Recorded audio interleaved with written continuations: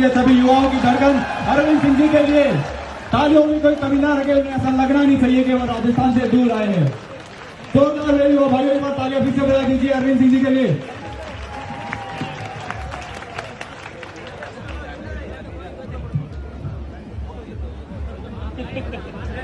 सबसे पहले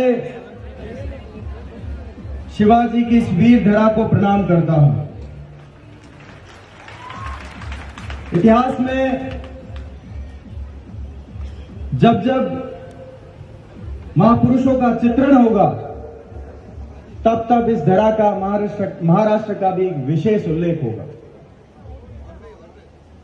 मंच पर विराजमान श्री मंगल प्रभात जी लोढ़ा, श्री राजकेसी पुरोहित, आदरणीय नारायण सिंह जी देवल, जय कुमार जी रावल, प्रताप जी सरनाइक, श्रीमती गीता जी जैन, सुनील जी राणे, मेरे साथी, मेरे दोस्त रविंद्र सिंह भाटी, एस राणा साहब, मुख्य संरक्षक Raghunath Singh ji Sarana, trust board chairman माननीय श्री रतन सिंह जी, श्री अनूप सिंह जी देवल, महिला अध्यक्ष श्रीमती डिंपल कंवर जी, भरत सिंह जी वाघेला, नरेंद्र जी मेहता, हसमुख जी गहलोत, विक्रम प्रताप सिंह जी, रवि जी व्यास, राहुल आत्माराम जी घरत, बटुक सिंह जी और बहुत ही कम समय में मारवाड़ में एक विशेष पहचान बनाने वाले बड़े भाई समाज के भामासा सौंदर सिंह जी नौसर, श्री राम सिंह जी चार्डिंग, ईश्वर सिंह जी जोधा, श्याम सिंह जी रमणिया, कल्याण सिंह जी जैतावत, मदन सिंह जी कुंपावत, उत्तम सिंह जी देवल, उदय सिंह जी सोडा, मदन सिंह जी पातावत, श्री शशिकांत जी पवार, श्री अरुण जी कदम एवं तमाम अतिथिगण, मेरे सामने विराजमान यहाँ के विशिष्ट जन, मेरे बड़े आदर्श युवा साथियों, मातृशक्ति बहनों, पत्रकार बंधुओं, आप सभी को अरविंद सिंह अवाय का प्रणाम, नमस्कार।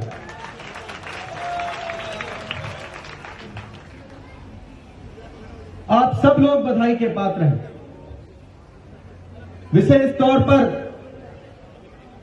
अपने क्षेत्र से दूर, अपने प्रांत से दूर यहां आकर इस प्रकार के संगठन बनाना, मैं बधाई देता हूं यहां के राजपूत परिषद को, प्रणाम करता हूं उनके इस ऊर्जावान कार्यक्रम को जो उन्होंने आयोजित करवाया है, वे वाकई में बधाई के पात्र हैं। जिस प्रकार से क्योंकि आज का जो कार्यक्रम है और उसकी जो भूमिका है वो कहीं न कहीं शब्द और कौम के बारे में है, राजपूत समाज के बारे में है। हमारी कौम सर्वजन हिताय सर्वजन सुखाय पर बात करने वाली कौम है। हम चाहते हैं कि सबका हित हो, सब सुखी रहे, ऐसा हमारा ध्येय है। जिस कौम में प्रभु श्री राम ने जन्म लिया, श्री कृष्ण ने जन्म लिया, आपने और हमने लिया, निसंदेह हम सौभाग्यशाली हैं। एक तरफ जब कभी भी मर्यादा पुरुषोत्तम श्री राम का जिक्र होगा तो हम पाते हैं कि उनका जीवन शैली मर्यादित रूप से और अपने मातृवचन निभाने के लिए, सबको साथ लेकर चलने के लिए, जातिगत व्यवस्था को किस प्रकार से वर्तमान जो विषम राजनीति है, जो सामाजिक परंपरा आजकल देखी जाती है, उन्होंने उस दौर में भी निषाद को गले लगाया था, मां सबरी के बेर खाए। प्रभु श्री कृष्ण जिन्होंने साक्षात गीता का उपदेश दिया और कहा, यदा यदा हि धर्मस्य ग्लानिर्भवति भारत अभ्युत्थानम अधर्मस्य तदात्मानं सृजाम्यहम्। जब जब धर्म का नाश होगा, अधर्म का उत्थान होगा, तब तब मैं पृथ्वी पर अवतार लूंगा, सज्जनों का उद्धार करूंगा और दुर्जनों का नाश करूंगा।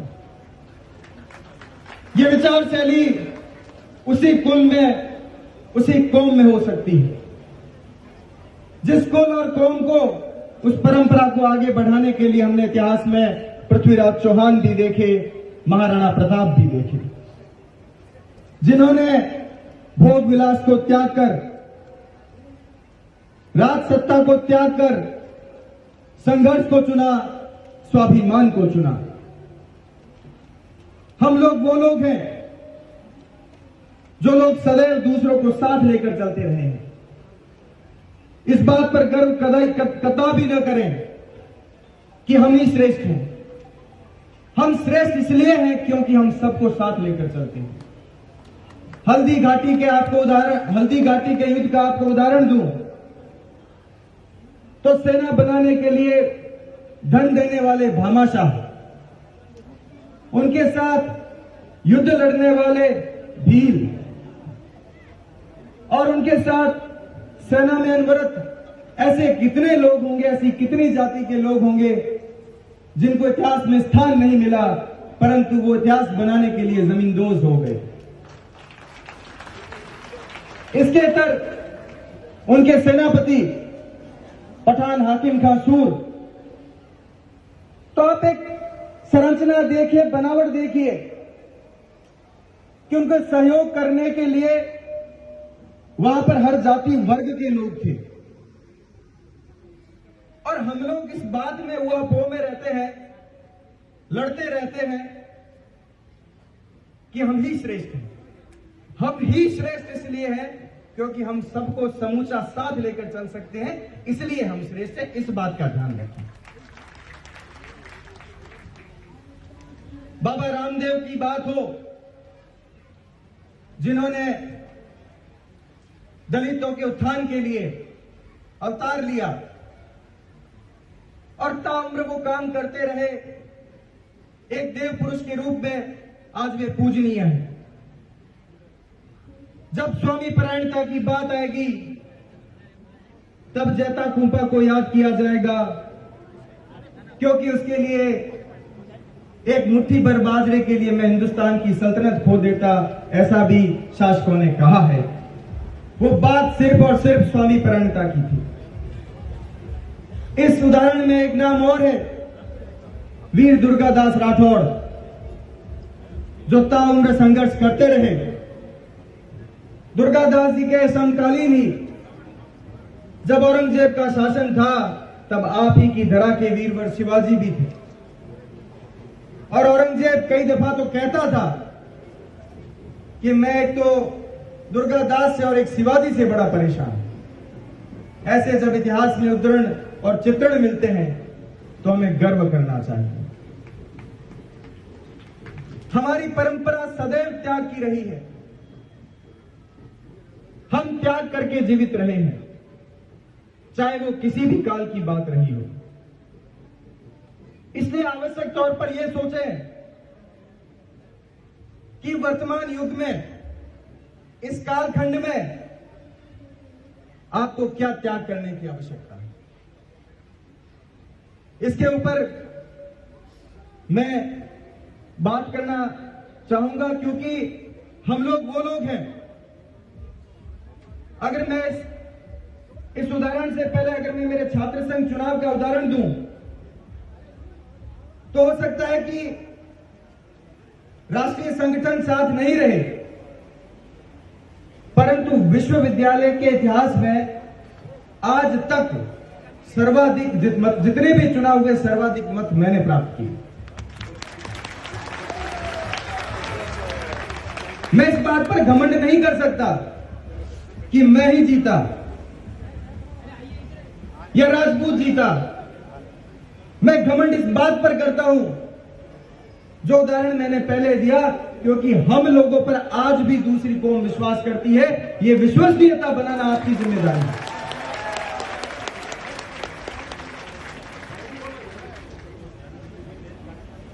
अब आवश्यकता यह है कि हमने तलवारें रख दी है, क्योंकि अब वो जमाना भी नहीं है। अब कलम का जमाना है, कलम उठाओ और इतिहास संरक्षण के लिए काम करो। अपने बच्चों को इतिहास बताते रहें, क्योंकि राजनीति में क्या होता है कि कभी कोई सरकार आए तो कभी कोई इतिहास का अंश हटा दिया जाता है, कभी कोई इतिहास का अंश जोड़ दिया जाता है। परंतु ये समाज के बुजुर्ग लोगों, उनकी जिम्मेदारी है, जो अभिभावक है उनकी जिम्मेदारी है कि हम लोग समय समय पर बच्चों को इतिहास के बारे में बताते रहें। हम कौन थे, हम क्या थे और हम किस लिए थे, और भविष्य में हमारी भूमिका क्या हो, इस पर आप अपने बच्चों से जरूर बात करें। ये खास तौर पर आप सबको मैं भलावण देने जा रहा हूं।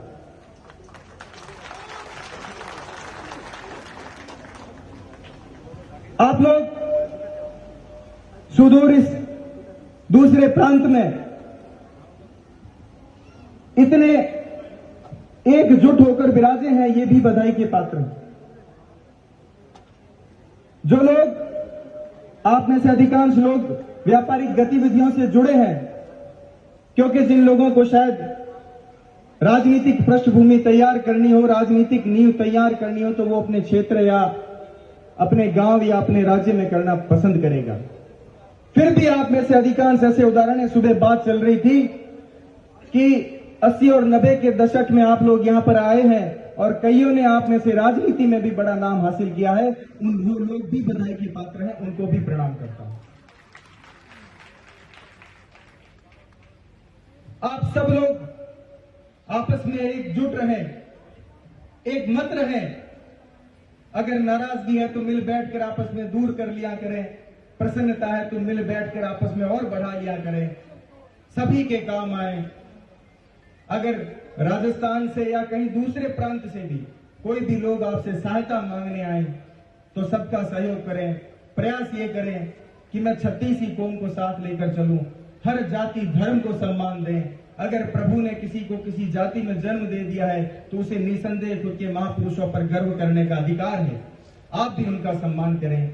मैं ये अपेक्षा करता हूं कि आप सब लोगों से जब अगली बार मिलना होगा तब इससे भी भव्य कार्यक्रम आयोजित होगा। आप सबने बुलाया, अतुल्य स्नेह, मान सम्मान दिया, आप सबका ऋणी हूं। बहुत बहुत धन्यवाद, बहुत बहुत आभार। जय महाराष्ट्र, जय राजस्थान, जय भारत, जय रजपूत।